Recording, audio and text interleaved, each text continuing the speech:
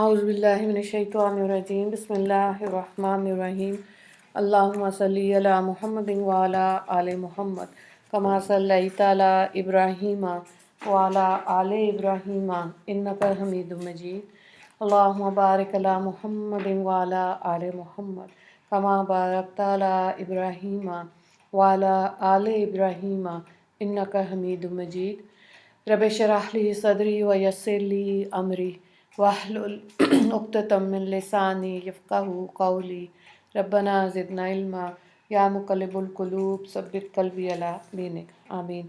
So we are doing Surah Al-Fatiha, and today we'll start with the recitation of a little bit introduction about awwuz and Tasmiyah, and afterwards we'll do first 5 ayats of Surah Al-Fatiha.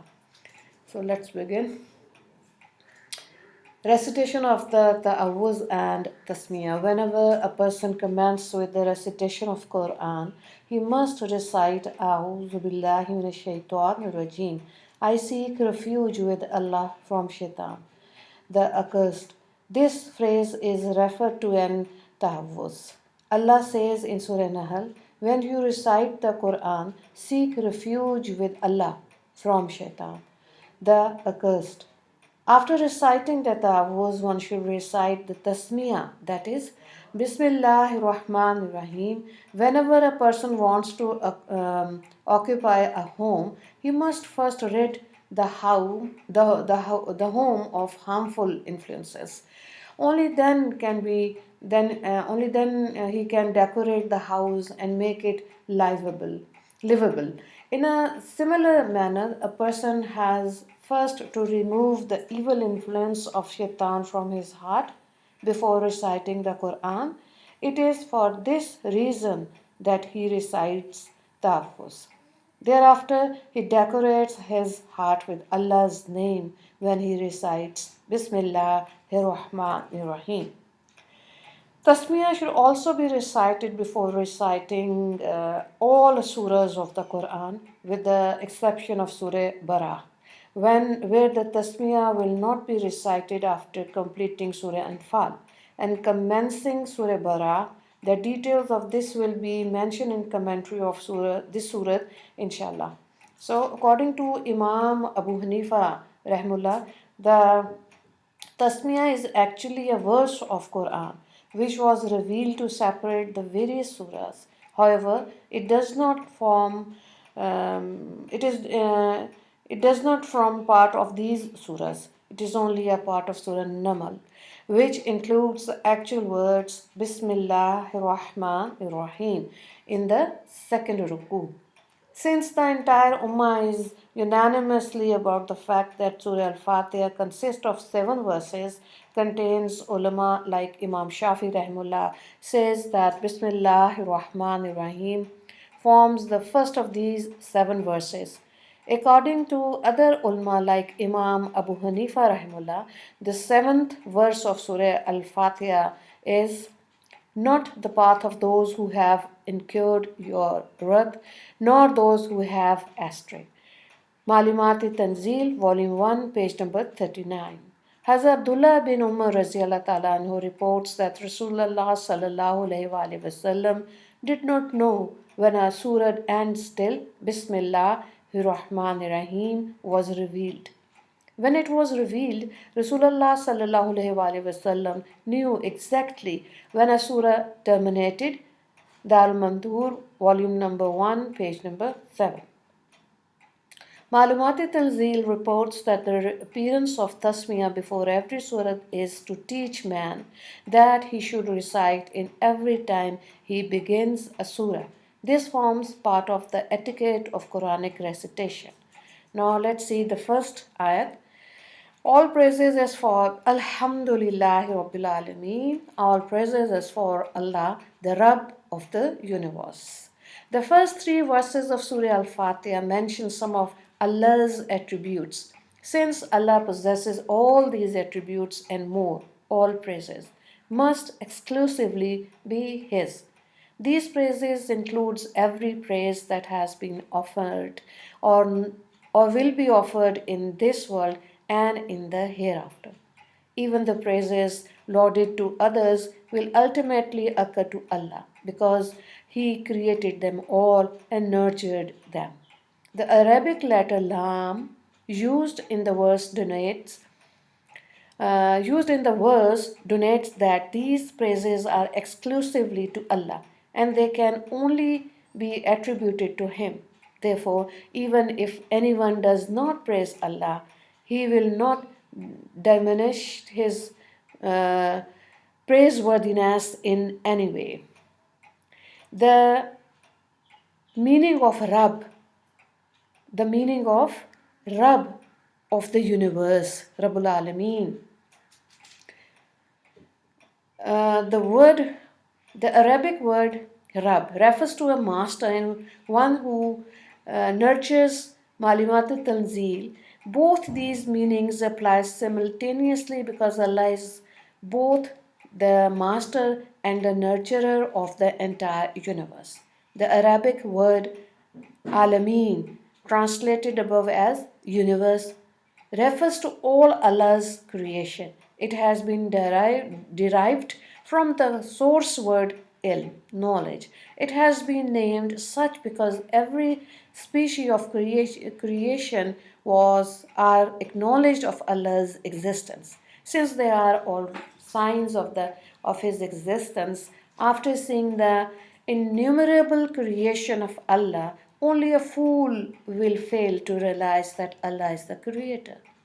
The declaration that Allah is the Rabb of the universe dispels the belief of many nations who worship other gods. Hazrat Muqtal bin Harban Rahimullah says that the universe comprises 80% creatures.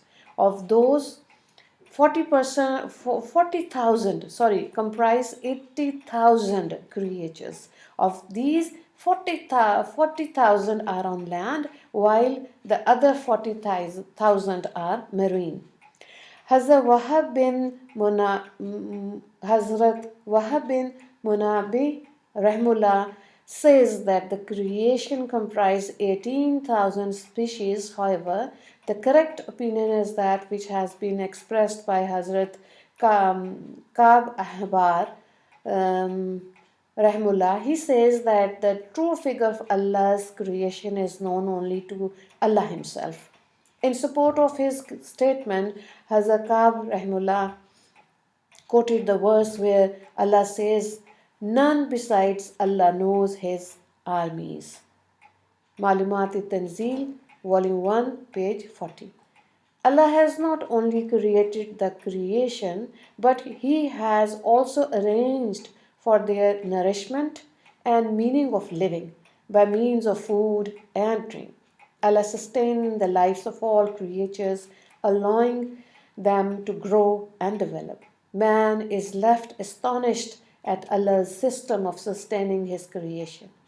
No creature is deprived of his sustenance from Allah, even if the sustenance has to be imported from another continent. The tribute of nurturing, including the word Rab, also includes spiritual nurturing. Allah also sustains the soul, which is the essence of life. Ayat number 2, Ar-Rahman Ar-Rahim, the beneficent, the most merciful. Both the words mentioned in this verse are in the superlative sense and share the same meaning. However, certain commentators say that the word Rahman has a more intensified meaning of compassion than the word Rahim, while the word Rahman can only be used to describe Allah. The word Rahim may be used to describe the creation as well. Allah's mercy and companion are witnessed daily because He sustains and provides all the entire creation. Third verse is Maliki Yawmiddin, Master of the Day of Retribution. This refers to the day of Qiyamah, when people will receive in rewards or punishments for the deeds that they carry out in this world. None shall be able to intercede without His permission on that day. Allah says, In another verse, true sovereignty will belong to Rahman on that day. Allah also says, no soul will be of any avail to another. All masters will be His on that day. Allah will not only be the judge of the day of Qiyamah, but He will be the master of the day. It occurs in this world that a judge passes judgment, but he is still bound by the law of the state and cannot pass judgment contrary to the uh, st- uh, statute. Allah will decide according to decree, um, His decrees, and none can dictate to Him. None can veto his decision, nor can be able to launch against it. Even the animals and the mighty emperors of this world will be lined up before Allah. He will pass judgment on to all of them, whatever the decision will be binding.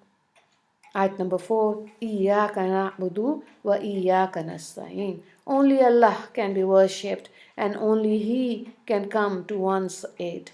Once a person has accepted and acknowledged Allah's attribution as mentioned above, he cannot restrain himself from saying to Allah, only you do we worship, and only you do we ask for help.